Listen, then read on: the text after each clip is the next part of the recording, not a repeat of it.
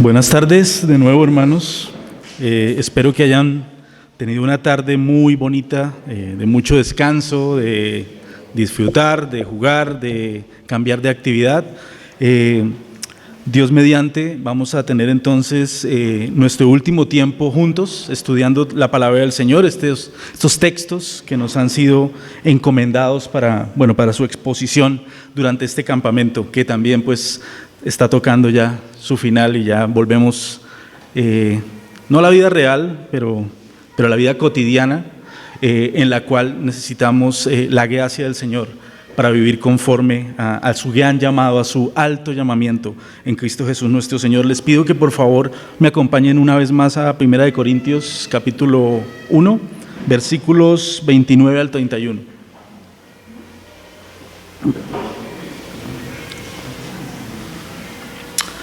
Primera de Corintios 1, del 29 al 31 dice: a fin de que nadie se jacte en su presencia, mas por Él estáis vosotros en Cristo Jesús, el cual nos ha sido hecho por Dios sabiduría, justificación, santificación y redención, para que, como está escrito, el que se gloría, gloríese en el Señor. Vamos a orar una vez más. Padre, gracias por el tiempo en que diferentes hermanos y pues yo junto con ellos hemos podido disfrutar del privilegio de compartir y meditar en tu palabra y compartir algunos pensamientos acerca de las Escrituras. Te rogamos, Señor, que tú entonces saques lo precioso de dentro de lo vil. Señor, que tú apliques tu palabra verdadera a cada uno de nosotros. Padre, estos versículos que estamos leyendo, esta idea de no jactarnos de lo que tú has hecho para eliminar la jactancia en tu presencia del hombre, pero más bien para que si alguien se ha de gloriar, si alguien se ha de jactar, lo haga en ti, Señor, lo haga en el Señor. Pues esto debe tener una aplicación final, por lo menos, que nos anime a la humildad, que nos anime a tener o a pensar de nosotros mismos con cordura, con esperanza, sí, con gozo, con agradecimiento y y que generes en nosotros una profunda dependencia de ti, Señor, porque como hemos oído, como sabemos, separados de ti nada podemos hacer. Estamos muertos sin ti, Señor, estamos incapacitados, no sabemos, no podemos y no somos. Tú eres nuestra sabiduría, Señor, tú eres nuestro poder, tú eres nuestra justicia y santificación. Y te rogamos, Señor, que produzcas en nosotros más y más fe para andar en pos de ti y en pos de tus promesas, que no son poca cosa, son grandes promesas, son hermosas, y todas ellas están en Jesucristo, nuestro Señor, en el cual te damos las gracias. Amén. Bueno, alguno de nosotros, pensémoslo por un momento, nos gusta andar con alguien que es presumido. Disfrutamos la compañía, disfrutamos la comunión, compartir tiempo con alguien que constantemente está hablando de sí mismo, de sus logros, de sus habilidades. No digo que nunca se hace, todos lo hacemos, pero una persona que su conducta se describe, se ejemplifica muy bien por alguien que siempre está hablando de sí. Y no hablando, digamos, entre un reconocimiento de sus puntos fuertes, pero también de sus debilidades, sino, mira, yo hago tantas cosas, yo sé tantas cosas, yo soy tan bueno para esto, para aquello. Es que si tú estuvieras conmigo todo el tiempo, verías lo bien que lo pasarías, lo cubierto que estarías en todos tus problemas. No sé si has tenido que tener a alguien así. Espero no ser yo una persona así para alguien que pase tiempo conmigo. ¿Te edifica ese tipo de relación? Piénsalo por un momento. ¿Resultas edificado? ¿Resultas animado? ¿Resultas confrontado? Y te encuentras en una situación donde mutuamente estás dando y recibiendo aliento, consejo, exhortación, cuando la otra persona solo habla de sí, Solo quiere mostrar su grandeza, su fuerza, su perfección, lo que ha hecho, dónde ha viajado, dónde ha estado. Tantas formas en que a veces las personas nos centramos en nosotros mismos, y pues eso se nota muchas veces en nuestra conversación. De la abundancia del corazón habla la boca. Si estoy lleno de mí, adivinen en qué consistirá el discurso que constantemente saldrá de mi boca. Pues de mí. ¿Y qué pasa cuando estás con ese tipo de persona y te das cuenta que comete una imprecisión? Está diciendo algo acerca de sí, exaltándose, diciendo, mira, yo soy esto, y tú escuchas algo y dices, no es cierto, esto no es verdad. O sea, aparte de que es muy, muy aburridor escucharlo siempre hablando de él, pero esto no es cierto, esto no es así. Sí, imagínate por un momento que estás en esa situación de pronto hasta de cansancio de escuchar y escuchar lo que es, lo que hace, lo que tiene, y de pronto escuchas esa inexactitud. ¿Cuál sería la tentación? Ahora sí le voy a cantar unas cuantas verdades. Por supuesto, hay un interés pecaminoso en nosotros al reaccionar así, y no es lo que Dios hace. Sin embargo, en este pasaje, una de las cosas que ha estado sucediendo es que Dios está dejando las cosas muy claras acerca de Él y acerca de nosotros. Él no está siendo ambiguo, Él no está como diciendo, pues tú sabes, es 95% yo, 5% tú. Haz tu mejor esfuerzo, métele berraquera, que yo sé que tú puedes, tú eres valioso, tú eres lo mejor, tú debes creer en ti mismo y en tu potencial. Cosas que están muy de moda en el discurso que escuchamos hoy en día, pero no es el discurso de Dios. El discurso de Dios no es cree en ti mismo. El discurso de Dios es cree en mi hijo, confía en mi hijo, deposita la confianza en mi hijo. No hablemos de políticos, hermano, no hablemos de política porque no queremos acabar.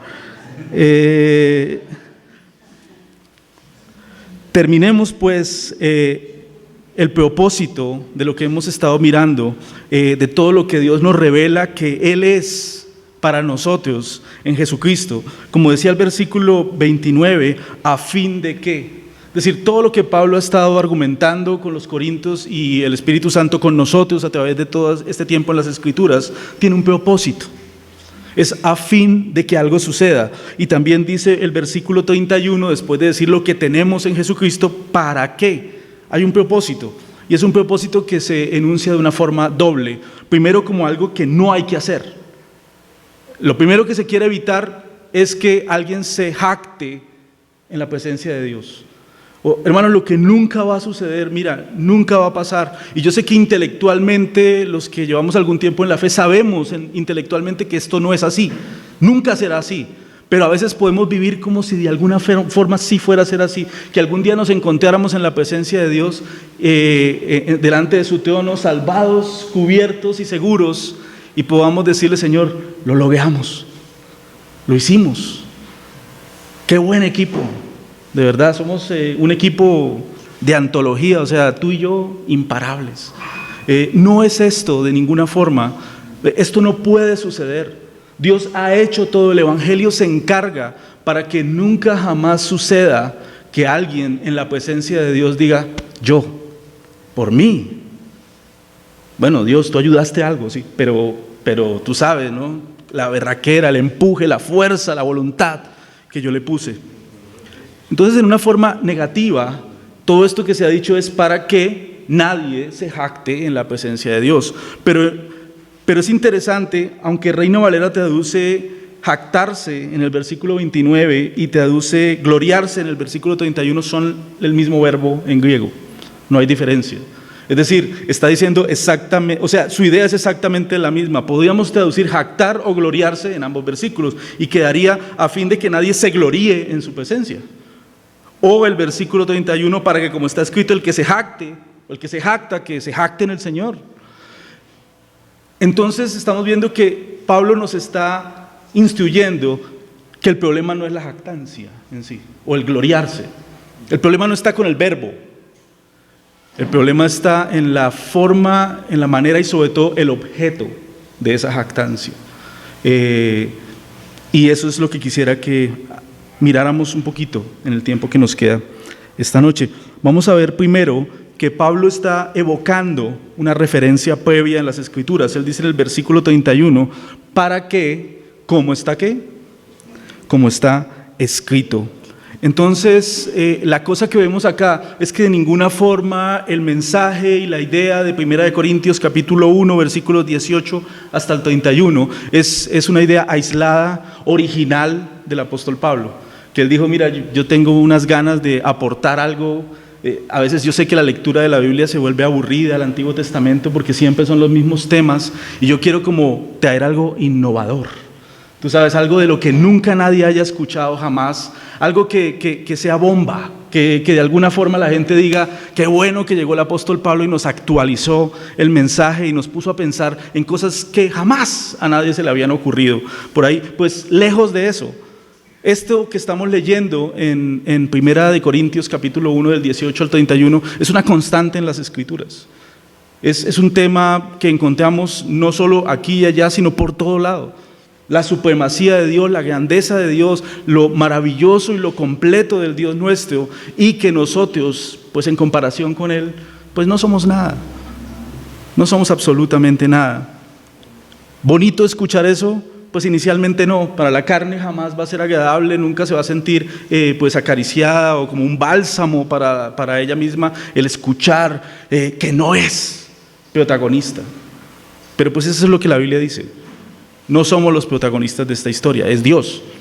Esta es la historia de Dios y cómo nos ha querido involucrar en su gracia, en lo que Él ha hecho, en lo que Él ha planeado y en lo que Él ha diseñado.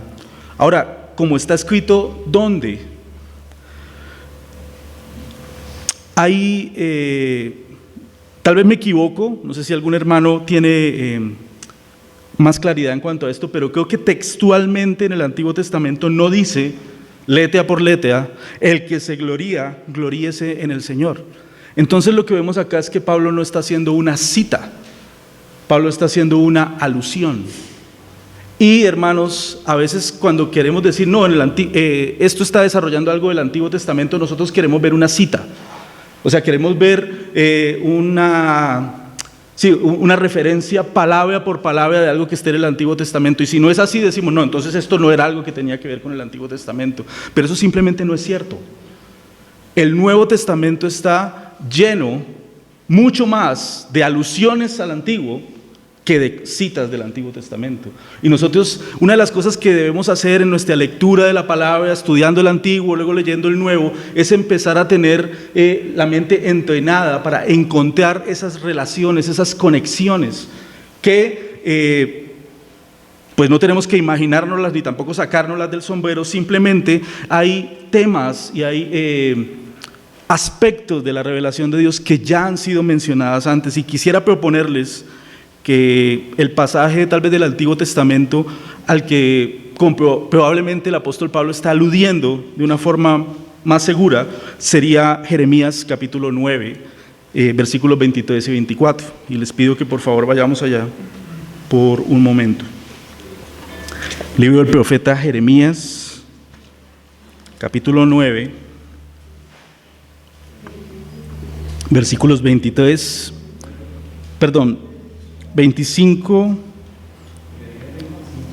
Jeremías 9, versículos 23 al 24. Jeremías 9, versículos 23 al 24. Ok.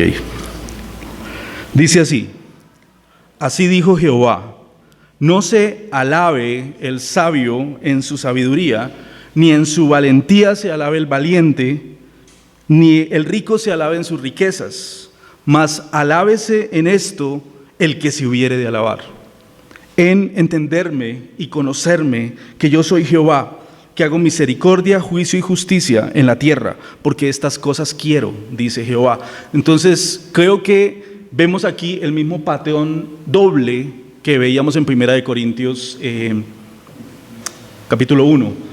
Hay un gloriarse que es inadecuado y que Dios está diciendo, no lo hagas. No hagas esto. Y hay un gloriarse que es adecuado. Entonces la Escritura no está simplemente condenando el verbo gloriarse o el verbo jactarse o el verbo alabarse en este caso, sino está condenando el objeto. Está condenando aquello de lo cual yo me estoy gloriando.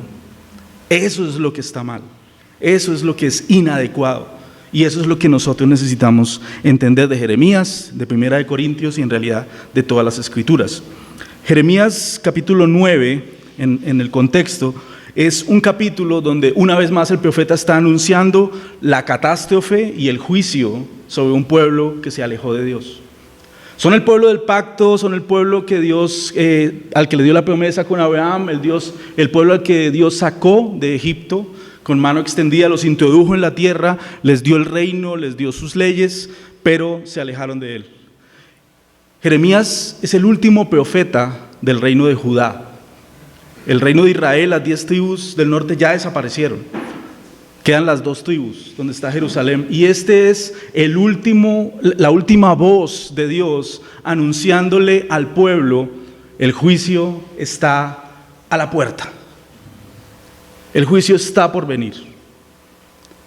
Aparecen montones de falsos profetas en el libro de Jeremías. Y los falsos profetas tienen un mensaje. Y ese mensaje es paz. Dios ha dicho paz. No va a pasar nada. Tranquilos. O sea, ustedes pueden seguir tras la perversión de su propio corazón y pueden, si uno leyera el capítulo 7, creo, de Jeremías, decir o engañarse diciendo lo siguiente: este es el templo de Jehová, este es el templo de Jehová, este es el templo de Jehová. Mi hermano estaba hablando esta mañana de la repetición entre los hebreos. Este es el templo de Jehová era un autoengaño para el pueblo de Judá en ese momento. El punto era: Dios nunca destruirá esta nación, Dios jamás destruiría esta ciudad, Dios nunca se le ocurriría traer su juicio sobre su casa, sobre su templo. Entonces estamos bien, estamos seguros, estamos chévere, estamos a salvo. Jeremías va y les dice: mentira, no están a salvo. No, esta es una falsa confianza, algo que se ha hablado estos días. Y espero que sea algo que podemos reconocer en las diferentes sesiones que se han tratado, es que existe un grave peligro del autoengaño espiritual. Esto es casi una de las cosas más peligrosas de las que la Escritura habla. Nada más terrible que estar engañado espiritualmente, de estar confiando en una mentira, de estar confiando en algo que no es cierto, de decir al Señor, como se leía en Mateo capítulo 7, Señor, Señor. Esta expresión Señor, Señor es una expresión de intimidad, de conocimiento íntimo y cercano. Cuando Dios llama a Saulo, le dice: Saulo, Saulo. Cuando Dios llama a Moisés, le dice: Moisés, Moisés. Esta repetición de los nombres, esta repetición de los títulos en la Biblia implica que el que está clamando, el que está diciendo, está expresando una relación íntima con aquel al que está llamando. Y el gran engaño en capítulo 7 de Mateo es decirle al Señor: Señor, Señor, Señor, tengo una relación contigo. Yo estaba delante de ti, yo hice milagros en tu nombre, yo eché demonios, yo profeticé. Tú eres mi Señor. Y escuchar del Señor en aquel día es un pasaje de juicio. Bueno, tú clamas conocerme a mí, pero es que yo no te conozco a ti. Yo no sé quién eres tú. Y vamos a ver un poquito más de esa idea de conocer, porque es de lo que hay que gloriarse, según el pasaje de Jeremías. Entonces es un pasaje de juicio y uno podría preguntarse, en medio de un anuncio de cosas tan severas, tan fuertes, tan complicadas que el profeta tiene que dar de parte de Dios al pueblo, ¿a dónde debería aspirar? ¿A dónde debería apuntar mi corazón o el corazón de cualquier persona que profesa a Cristo, que profesa la fe en Cristo, en medio de las dificultades, en medio de los problemas, en medio de las aflicciones, en medio de las circunstancias? No cuando están saliendo bonitas y como yo quiero, sino cuando está complicado. ¿A dónde debe apuntar mi vida, mi alma? ¿A dónde debo y a dónde no debo poner mi esperanza? ¿Dónde? Este es el punto. Colocamos nuestra esperanza, colocamos nuestro gozo y nuestro anhelo en algo. Siempre, hermanos, no estamos creados, no fuimos diseñados para no depositar esperanza. Estamos esperando siempre algo. Una esperanza falsa, una esperanza tonta, algo grande, algo importante, algo cierto, un engaño, pero algo estamos esperando. Y esto de nuestra esperanza, la dinámica de la esperanza en nuestro corazón, es lo que mueve de muchas formas, lo que empuja las decisiones que nosotros tomamos y la forma en que vivimos. ¿En qué estoy esperando? Como dijo Martín Lutero, todo lo que se hace en este mundo se hace por una esperanza. Todo lo que se hace en este mundo se hace por una esperanza. Jeremías advierte contra unos deleites que nos decepcionan, que nos dejan vacíos. Él dice en el versículo 23, así dijo Jehová, no se alabe el sabio en su sabiduría, ni en su valentía se alabe el valiente, ni el rico se alabe en sus riquezas. Aquí se utiliza la palabra alabarse, otras versiones dicen gloriarse, no se gloríe el sabio en su sabiduría y estas cosas. La palabra en hebreo es halal, de donde viene nuestra palabra aleluya, es la misma raíz de nuestra palabra aleluya, alabado sea el Señor. Es una expresión de dar gloria, honor, de magnificar algo, de expresar la grandeza de algo.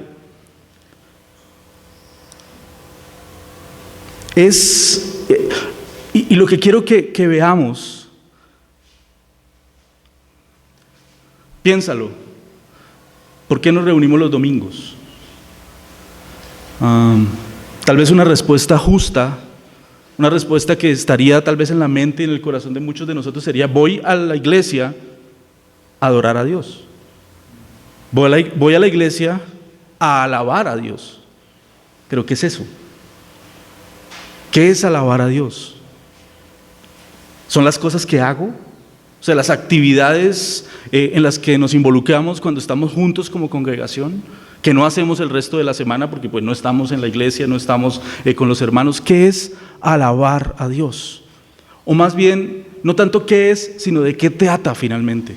¿Cuál es el punto de alabar a Dios?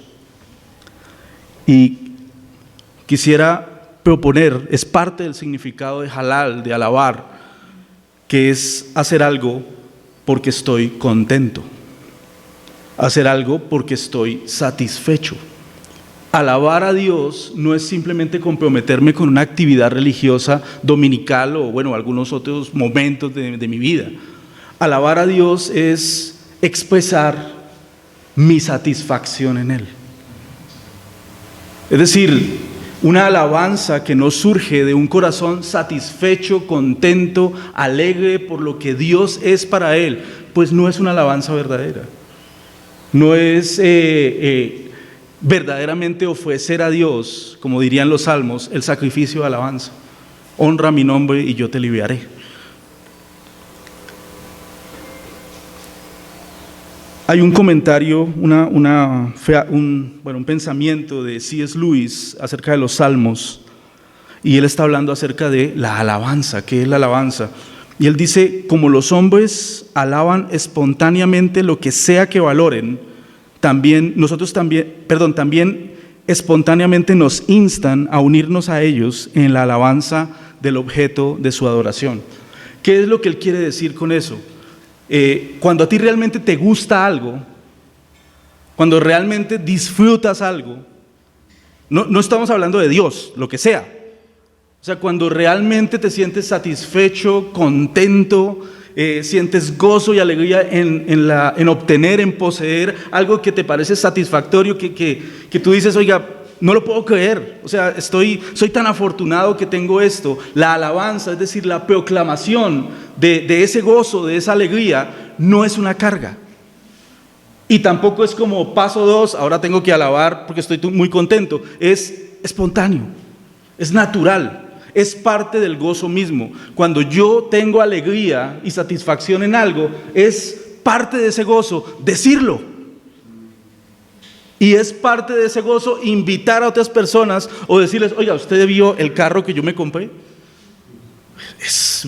Tiene, mejor dicho, siéntalo, o sea, súbase, está a la vista, no está a la orden. No, o sea, mírelo lo bonito, mire lo suavecito, mire la cojinería, mire cuántos kilómetros da por galón. Empezamos a hablar con gozo y con alegría, estamos impactados, estamos maravillados. Y entonces invitamos a otras personas, oye, ¿ya viste? Y ahí nace la envidia de otras cosas, porque viene el otro que dice, ¿y ya viste el que me compré yo? Este es más grande, este es más bonito. Pero tenemos este impulso innato de glorificar aquello en lo que nos sentimos contentos y satisfechos. Eso es gloriarse. Eso es gloriarse. Es la expresión natural de lo que ha cautivado mi corazón. ¿Te acuerdas de la parábola del Señor Jesús en Mateo capítulo 13, el tesoro de gran precio? Un hombre encuentra un tesoro en un campo y entonces cuando ve el tesoro que hay en ese campo, vuelve y lo esconde. Y luego va y ¿qué hace? Vende todo lo que tiene y va y compra el terreno. Me salté algo. ¿Sí se dieron cuenta que me salté? Está ahí en Mateo. Dice, va y vende con gozo todo lo que tiene. Eso hace mucha diferencia. No es simplemente que, bueno, es que yo sé que allá es algo mejor, pues me toca salir aquí pues de mi covachita que yo tenía lástima, que yo la levantaba. No, esto no sirve, esto no. O sea, vender esto, deshacerme de esto es la cosa más inteligente, la cosa, el mejor pensamiento, lo más natural, lo más adecuado que yo puedo hacer en este momento, porque ahí hay un tesoro. El punto con esa parábola, creo yo, o el punto que se nos escapa a nosotros en esa parábola, no es simplemente, bueno, tú sabes, si encontraste un tesoro, pues haz algo para comprar el terreno y quédate con eso. No, es con gozo. No hay pesar, no hay alegría. Se ha hablado también en estos días de la renuncia, y es un mandato de Cristo. Niéguese a sí mismo y tome su cruz y sígame. Pero eso no es... Aunque obviamente mortifica, es increíblemente mortificante para nuestra carne, la Biblia tampoco nos está diciendo, te voy a dar salvación y ahora ve aburrido, triste, deprimido y absolutamente angustiado y fastidiado hasta el cielo. Porque pues sí, te ofrezco el cielo y mientras tanto pues niégate a ti mismo, sufre. Sí se nos está pidiendo una negación, pero porque se nos está ofreciendo algo mucho mejor que lo que se nos está pidiendo, a lo que se nos está pidiendo que renunciemos. El que deja su vida, el que pierde su vida, dice el Evangelio de Juan, la guardará para vida eterna. No estoy perdiéndola para siempre. No estoy perdiendo en última instancia la vida, sino la estoy perdiendo por ahora, para estar con Cristo para siempre y disfrutar para siempre de Él. Esa es la idea principal en este gloriarse. ¿Por qué está diciendo el Señor por medio de Jeremías? No se alabe el sabio en su sabiduría, ni en su valentía se alabe el valiente, ni el rico se alabe en sus riquezas. ¿Dios tiene problema con la sabiduría? ¿Dios tiene problema con el poder? ¿Le tiene envidia a alguien por la plata o por lo sabio? ¿Cuál es el problema de Dios acá? ¿Acaso Él diría, no se alabe el sabio en mi sabiduría? Creo que el problema está en el pronombre posesivo de la tercera persona. Su. Ese es el problema. Su. Con esto es que Dios tiene la guerra. Con lo mío. Con mi sabiduría. Con mi fuerza. Ese valentía, la palabra que se traduce ahí valentía o valiente es gibor, el poderoso, el fuerte, el capaz, el héroe se podría traducir, el caudillo.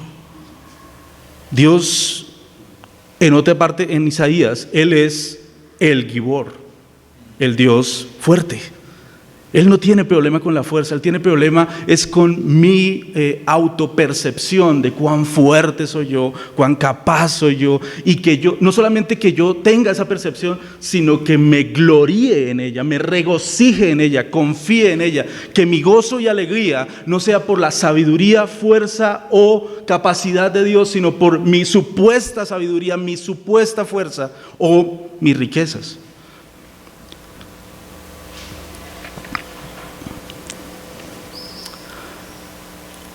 Piensa un momento, hermano, y sobre todo para mis hermanos que están en alguna posición de liderazgo, el liderazgo en la iglesia o el liderazgo en la casa, el liderazgo masculino también en la guía del hogar, obviamente con el acompañamiento y la ayuda maravillosa que son nuestras esposas. Pero piensa un momento, cuando humanamente buscamos las cualidades de un líder, cuando estamos pensando en qué cualidades debe tener alguien para que yo me sienta tranquilo siguiéndolo. ¿Tú no quisieras que fuera sabio? ¿Cómo nos sentimos más confiados? ¿Siguiendo a una persona que tiene mucho conocimiento, que es sabio, o escogiendo como liderazgo a personas pues poco preparadas y de pronto no de un sustrato intelectual muy alto? ¿Cuál nos gusta más? ¿Con cuál nos sentimos más tranquilos? Sabiduría. Si vamos a escoger un caudillo, ¿a quién queremos? ¿A un hombre fuerte en batalla o un hombre tranquilo, manso y tierno?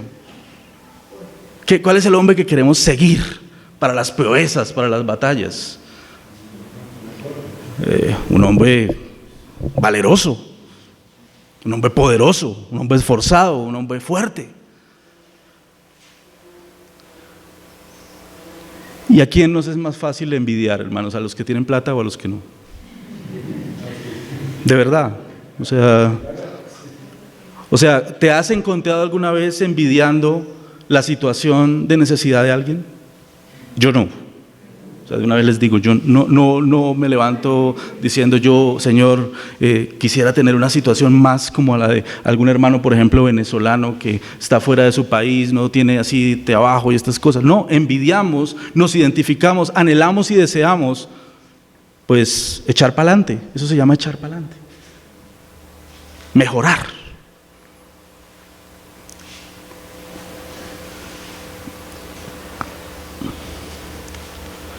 El problema es que ya vimos en 1 Corintios capítulo 1, el poder intelectual, el conocimiento, la instrucción, el que sabe según el mundo.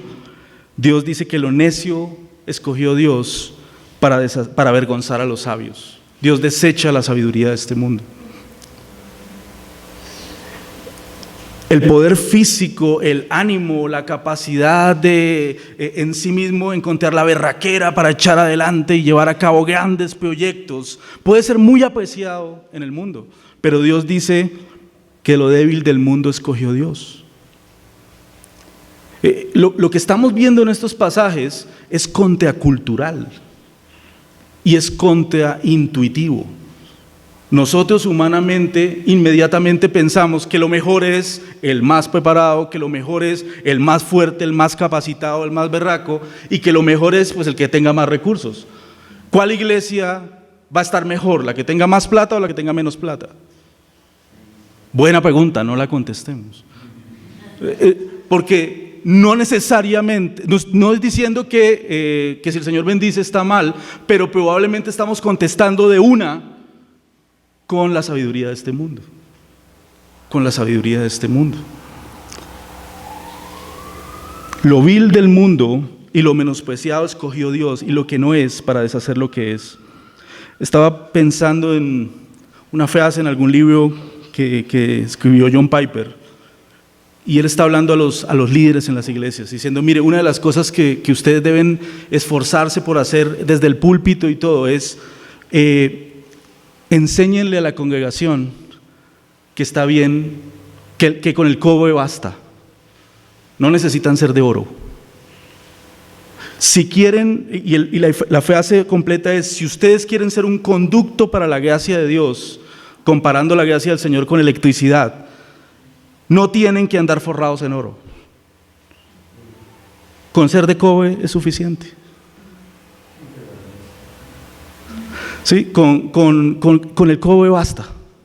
No es necesario tener las características más valoradas por el mundo, tener el currículum más impresionante para lo que tiene que ver con el reino de Dios. Con el cobre basta, hermanos. Es suficiente. Por supuesto, no es un llamado a la mediocridad, al conformismo en los trabajos, en los deberes que tenemos, pero para ser siervos de Dios no tenemos que estar forrados en oro, no tenemos que ser impresionantes. Porque la jactancia está descalificada, la autojactancia, la autocomplacencia está descalificada delante del Señor. Porque delante del Señor el de oro es Él. Él es el que está forrado en oro. No como los predicadores de la prosperidad dicen, sino, perdónenme, es una alegoría, es una figura de lenguaje, ¿no? Él es el que es increíblemente valioso. Él es el que es espectacular y suficiente y capaz. Nosotros no. Y no tenemos que serlo. Esta es la cosa, no tenemos que serlo. Yo no sé a ti, pero puedo pensar cuántas veces mi vida espiritual o familiar se echa a perder por ese sentimiento de no, es que no soy lo que tengo que ser, es que no soy el mejor predicador, no soy el mejor líder, no soy el mejor hermano en liderazgo en la iglesia, no soy el mejor esposo, tantos esposos son mejores que yo, no soy el mejor papá. Y ojalá podamos crecer en todas esas cosas, pero ¿cómo? Y sobre todo, ¿en quién? ¿Qué es lo que estamos aprendiendo? Porque si es simplemente salir y con la berraquera de uno mejorar todas esas cosas, hermano, no hay que ser cristiano para hacer eso.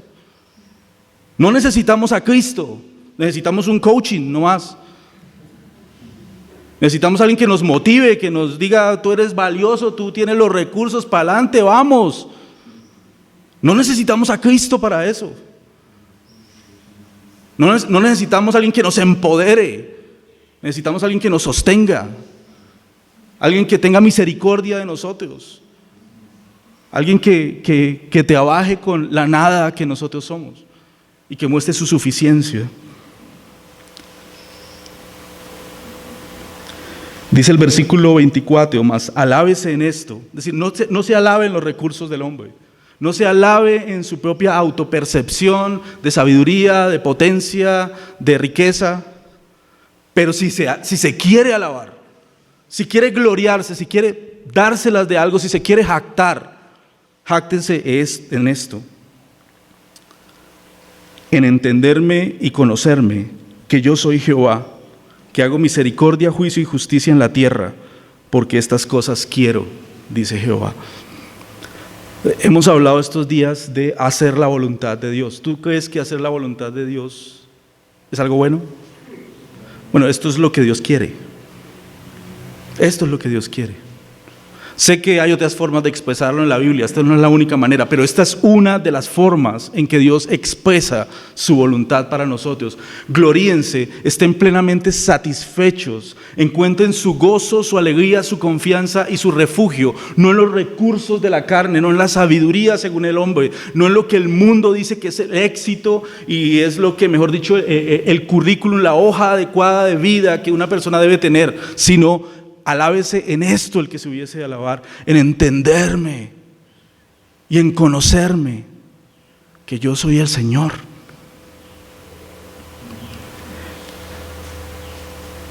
En conocerlo a Él y en conocer las cosas que Él hace. En conocerme y entenderme que yo soy Jehová, que hago misericordia, que hago justicia, que hago juicio. Esas cosas quiero. Conózcanme. Conózcanme quién soy yo y conózcanme lo que a mí me gusta y conozcan lo que yo hago, reconozcan mi obra, aprendan a discernirme, ténganme en cuenta, tengan una relación conmigo, como lo dijo Cristo, en una forma muy parecida, porque esta es la vida eterna, Juan 17:3. ¿Cuál es la vida eterna? ¿Hacer una oración de fe es la vida eterna? No, esta es la vida eterna, que te conozcan a ti, el único Dios verdadero, y a Jesucristo, a quien tú has enviado. Hermanos, la vida eterna es expresada por Cristo en términos de una relación de conocimiento, no conocimiento intelectual, una relación íntima, andar con Él, en amistad, tan íntima como el esposo y su novia, que la Biblia dice que eso somos nosotros para Cristo. tan íntima como el pastor con sus ovejas, tan íntima como el maestro con sus discípulos, con sus aprendices. Hermano, no es hacer una oración de fe y luego andar por un lado uno y por otro lado Cristo. Es la vida eterna, se trata de conocerle, entenderle. Esta es la vida eterna, que te conozcan a ti, el único Dios verdadero, y a Jesucristo a quien tú has enviado.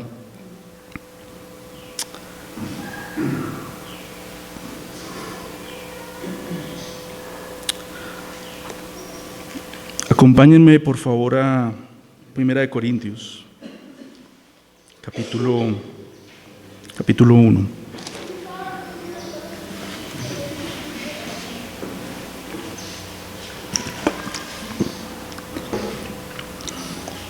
Y retomemos lo que hemos venido mirando estos días, versículos 26 al 29. Pues mirad, hermanos, vuestra vocación, vuestro llamado. Vocación es vuestro llamado. Mirad, hermanos, vuestra vocación, que no sois muchos sabios según la carne, ni muchos poderosos, ni muchos nobles, o sea, de noble cuna. Sino que lo necio del mundo escogió Dios para avergonzar a los sabios. Y lo débil del mundo escogió Dios para avergonzar a lo fuerte. Y lo vil del mundo y lo menospreciado escogió Dios, y lo que no es, para deshacer lo que es, a fin de que nadie se gloríe en su presencia. Este es el punto. Este es el propósito de Dios con escogernos a nosotros. No somos el grupo de élite de este mundo. No somos del Club Bilderberg ni ninguna cosa de esas. Somos, pues, gente de a pie. Según el mundo, pues, peones. En el plan, en lo que el mundo está organizando, no somos personas increíblemente valiosas. No importa. No es necesario serlo. No tenemos que estar desesperados por encontrar la relevancia que el mundo dice que tenemos que tener, y que ahí es donde está el gozo y la alegría y la realización. Pero luego no tenemos a Cristo. Luego no tenemos a Jesús. Esta es la cosa, hermanos. ¿Qué es un ídolo? Bueno, un ídolo es un morraquito que sacaron a pasear estos días, lo llevaron en procesiones, lo subieron, lo bajaron. ¿Pero qué es un ídolo?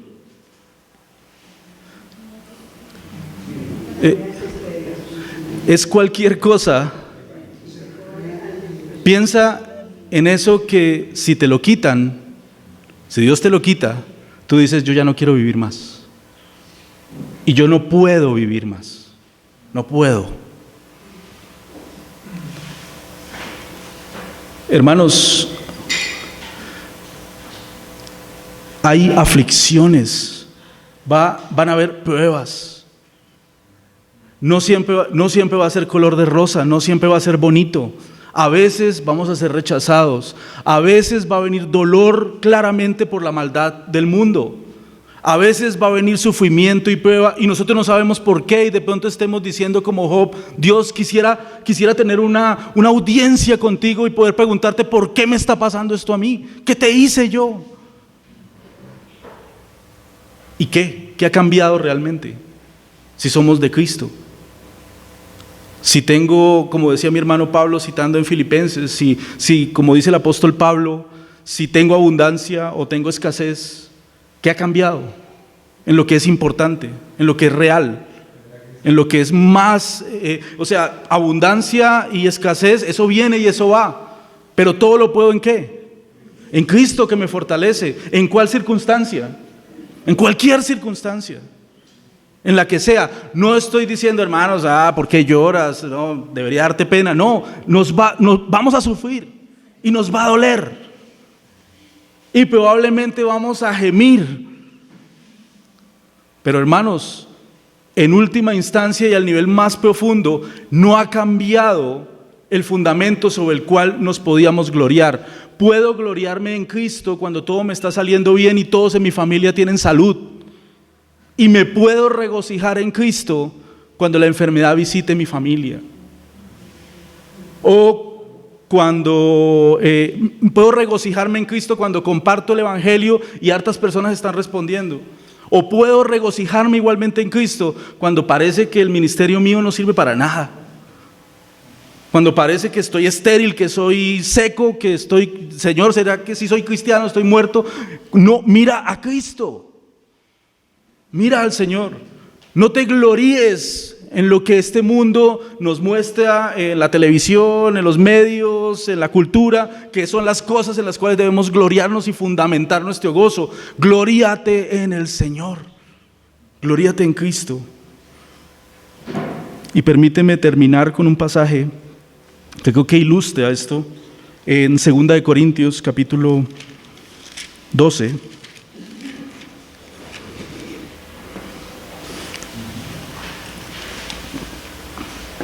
Y donde el verbo gloriarse se utiliza, una vez más, el mismo verbo griego.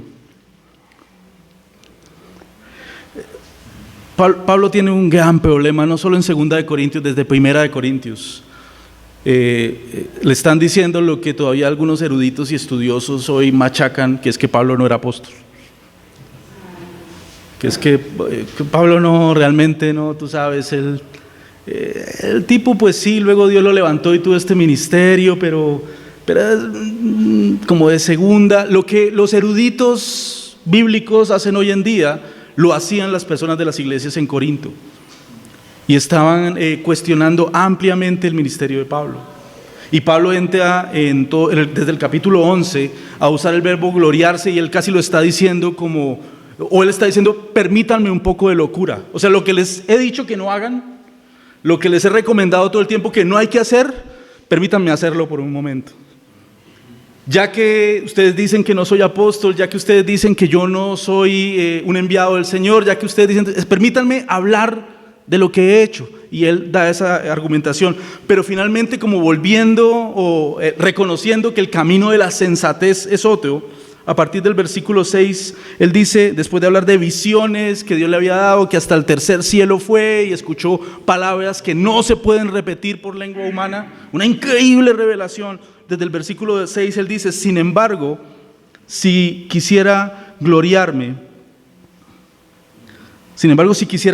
no sería insensato, porque diría la verdad, pero lo dejo, para que nadie piense de mí más de lo que en mí ve u oye de mí.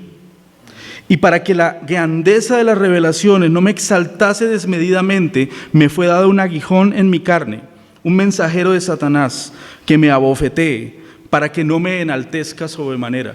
El punto, hermanos, es que este mensaje de 1 Corintios 1, que el que se gloríe en el Señor no lo va a enseñar. Y no nos lo va a enseñar solamente con predicaciones y con la lectura de 1 Corintios. Dios va a hacer lo que sea necesario, al costo necesario, lo que toque hacer, lo que implique, para que tú y yo digamos, está bien, Señor, está bien, se me había olvidado, gracias por recordar que no se trata de mí.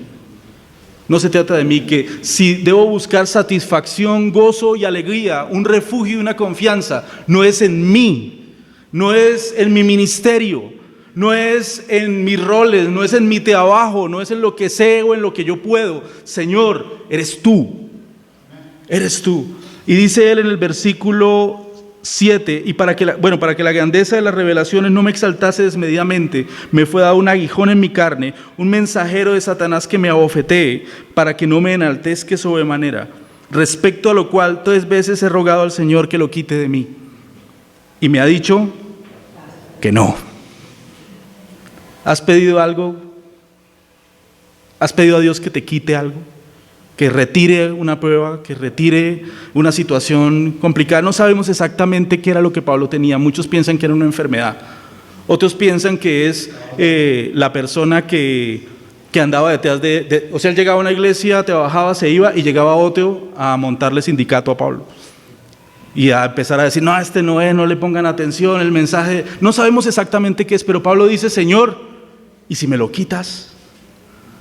Señor, ¿no te parecería, a mí me parece muy buena idea, ¿no te parece chévere que me quites esto que me humilla, esto que me dificulta, esto que me hace sufrir? Señor, ¿qué tal si me lo quitas? 3 veces te lo voy a pedir. Y el Señor le dice, no, Pablo, no te lo voy a quitar, porque Dios es malo, cruel, porque le encanta ver sufrir a sus siervos. No, porque Dios sabe lo que más nos conviene. Dios sabe lo mejor para nosotros y lo que más me conviene a mí. Espero que tú estés convencido de esto, pero yo sé que a mí lo que más me conviene es no alabarme a mí mismo y no gloriarme en mí mismo y no estar contento en lo que yo soy y puedo y hago, sino en lo que Él es, porque como Pablo sigue diciendo y me ha dicho, bástate mi gracia. Ese es el punto. La situación que sea, el problema que sea, no importa cuál sea la circunstancia, tienes a Cristo, tienes su gracia. Es suficiente. Es suficiente. Porque mi poder se perfecciona o se muestra en su forma más perfecta, en su forma más evidente, en la debilidad. Por tanto, de buena gana me gloriaré más bien en mis debilidades, para que repose sobre mí el poder de Cristo. Por lo cual, por amor a Cristo, me gozo. Esta es la cosa. Ahorita lo preguntábamos. ¿Te gozas? ¿En qué es más fácil gozarnos? ¿Cuando el cheque alcanza hasta fin de mes? ¿O cuando es 15, 16, pero no, la verdad ya no llegó, no alcanzó? ¿Cuándo es más fácil regocijarnos? Hermanos, naturalmente, cuando la provisión está ahí, cuando está ahí. ¿Cuándo es más fácil regocijarme? Cuando me levanto y no me duele nada, yo digo, estoy como de 15.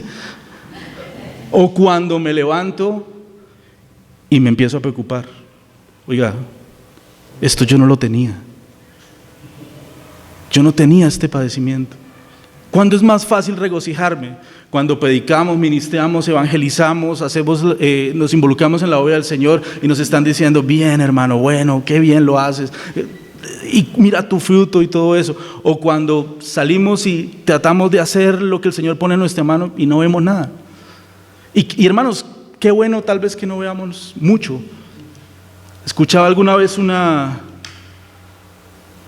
creo que era John Bunyan, el que escribió El progreso del peregrino, que predicó y se bajó del púlpito y una hermana se acercó y le dijo, hermano John, yo la verdad creo que este es el mejor sermón que yo he escuchado en toda mi vida. Y John Bunyan dijo, hermana, se le adelantaron porque el diablo ya vino y me dijo lo mismo, ya me lo dijo, ya me sopló exactamente lo mismo. Tal vez, hermanos, es bueno. No sé si tú tienes ese amigo o tal vez es tu esposa que tú a veces no estás tan contento, pero que te dice, oye, pero eso no está muy bien hecho. Oye, pero y esa predicación estuvo como rara, estuvo como enredada, ¿cuál era el punto? O sea, a uno no le gusta. Pero es que no se trata de nosotros. Se trata de Cristo. Es bueno ser humillados. Es bueno ser rebajados. Me he hecho un necio al gloriarme. Vosotros me obligasteis a ello, pues yo debía ser alabado por vosotros, porque nada he sido menos que aquellos grandes apóstoles, aunque nada soy. Con todo, las señales de apóstol han sido hechas entre vosotros en toda paciencia, por señales, prodigios y milagros. Yo no sé por qué estoy leyendo esto. No, era hasta el 10, qué pena.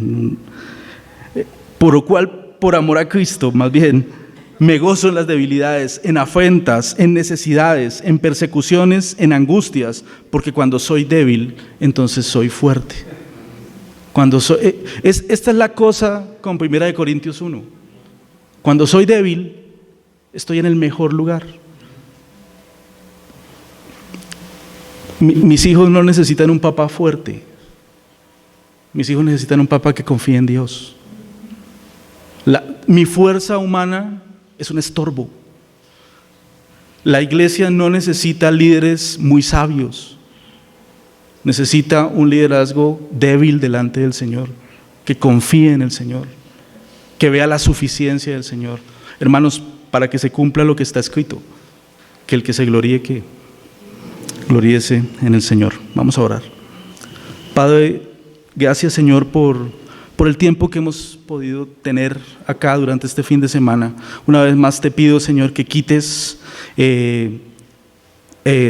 toda idea donde la carne ha metido el pie, donde se ha impuesto, y que exaltes el oro, que exaltes la perla, el tesoro que es tu palabra, que es tu consejo y que es tu instrucción, pero sobre todas las cosas que es Cristo. Ayúdanos a ver, Señor, cómo verdad, y aplicar y a vivir en pos de esta idea que nuestra sabiduría es Cristo, que nuestra justicia es Cristo, que la santidad, esta idea con la que tenemos a veces tantos problemas por los fracasos, por las caídas, Señor, que nuestra santificación posicional, como nos enseñaban, es por Cristo, que con una sola ofrenda hizo perfectos para siempre a los santificados, pero también que nuestro progreso nuestro avance más bien en ese proceso es por gracia, es por fe y es por el Espíritu de Cristo. Padre, ayúdanos a ver, Señor, que nos compraste a gran precio y no nos pertenecemos, que la realidad de la redención debe afectar nuestra identidad, porque con precio hemos sido comprados. Y Señor, ayúdanos a entender esto, a fin de que el que se gloríe en el Señor, a fin de que nadie se jacte en su presencia. Señor, cuando veamos a Cristo cara a cara, cuando veamos la belleza, cuando sea removido el velo que nos impide en nuestra carne entender y ver cuán maravilloso y suficiente es Cristo, cuando lo veamos como Él es, seremos transformados. Pero creo que una de las cosas que pasará es que nuestras bocas en cuanto a la jactancia quedarán completamente cerradas ahora sí, y sin argumento. Lo que estamos diciendo, lo que estamos animando a los hermanos a considerar, a pensar, a creer, será absolutamente visible y lo experimentaremos de primera mano, y nuestra boca se cerrará en cuanto a gloriarnos en nosotros, pero nos gloriaremos en Él por toda la eternidad. En el nombre del Señor Jesús, amén.